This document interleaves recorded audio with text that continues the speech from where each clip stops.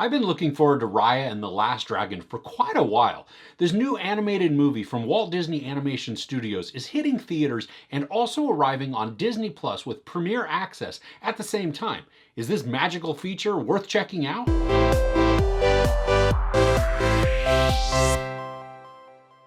In a realm known as Kumandra, a warrior named Raya is determined to find the last dragon and save the land from an evil force. So we have a big cast of voiced actors for this, but the main players are Kelly Marie Tran as Raya, Gemma Chan as Namari, Awkwafina as Sisu, and Benedict Wong as Tong. Each of these create wonderful characters with their voices. They really capture the personality of their animated counterpart. And sometimes you have a voice that doesn't match what the character looks like or how they behave, but that's not the case in this movie. Kelly Marie Tran as Raya is a headstrong character, and at times it's a bit like she's a fake it till you make it type of person, figuring out things as she goes, and I'm referring to Raya, not Tran, but there's also a genuine strength of heart and character within her that is inspiring, but it can also be frustrating a little bit at times. Awkwafina as Sisu is the perfect choice for the character. She's got that scratchy voice and it works so well with her performance as a dragon.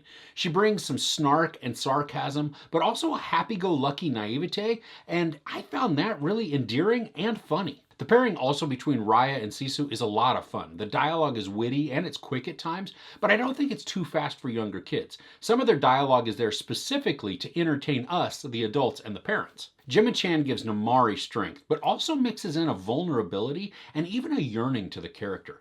We see somebody who is strong and emanates this powerful aura, but she has a softer side that can't necessarily be shown to others. As the movie begins, we have a narration intro that basically summarizes everything that has happened in the past up until we meet the characters. And normally a beginning like this would bother me, but with an animated story, I actually really like the backstory in the narration form. We see it utilized in a lot of animated features, and it's a good way to catch us up quickly and get us into the story.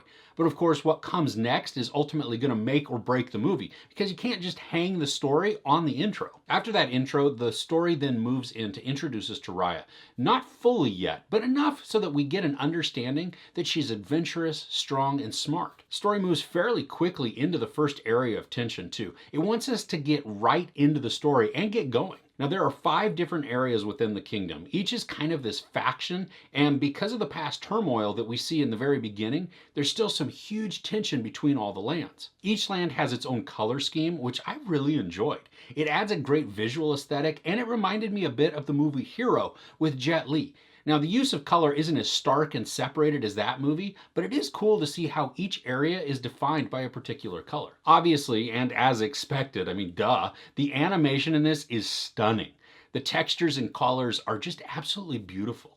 You can see hairs flowing on characters, small clothing movements as the characters move about, and at times there's this shimmering iridescent sheen to pieces. Along with the human conflict we see, there's an evil force that is threatening the kingdom.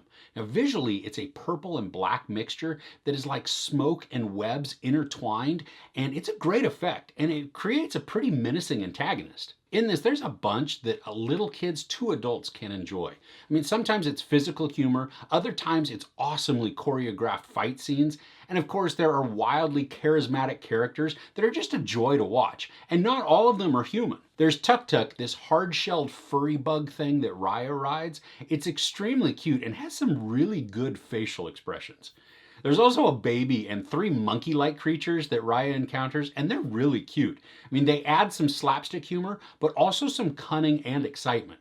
And they're really a lot of fun, and actually they turned out to be one of my favorite parts of the movie. Another entertaining portion played out with a little Ocean's 11 type action as one scheme is just being explained. We get to watch the action play out with the narration simultaneously, and during that time the animation takes on a different style, and it's pretty awesome. It's kind of like a comic book mixed with anime. And I enjoyed the themes that the movie focuses on with trust, friendship, and hope, and we get to see these themes play out time and again through multiple scenes, which makes the story just that much more compelling. I also like that they address and resolve a character's actions. There's one point where a character does something that's kind of messed up, and at first I was worried that it would just be left unaddressed. But they handled it really well, and the resolution wasn't something vague. It was dealt with in a direct and effective manner. I thought the soundtrack was done really well too. There's this musical score that is sweeping and it's swelled at all the right moments, but I also like that there were a few times where the movie allowed silence to reign.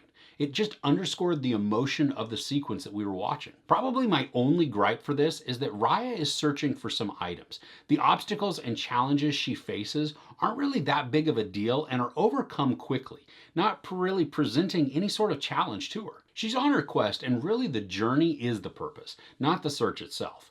So really, this ultimately moved the story along more quickly and kept it from getting bogged down or convoluted on something that wouldn't end up serving the real purpose of the story. The story is a lot of fun, it's engaging and well told with some characters that you can easily root for. It also has a decent level of conflict to make the whole narrative worth paying attention to.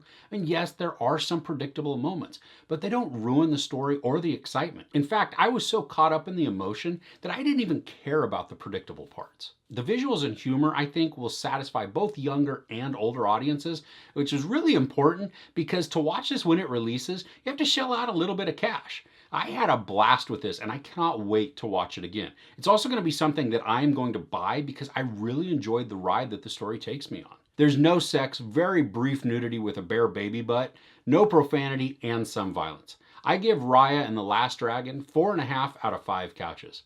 So what are some movies that you're looking forward to seeing in the coming months? Let me know in the comments below. If you enjoyed this review, please give it a like. Also, don't forget to share and subscribe. I'm Chris. This is Movies and Munchies. Thanks for couching with me.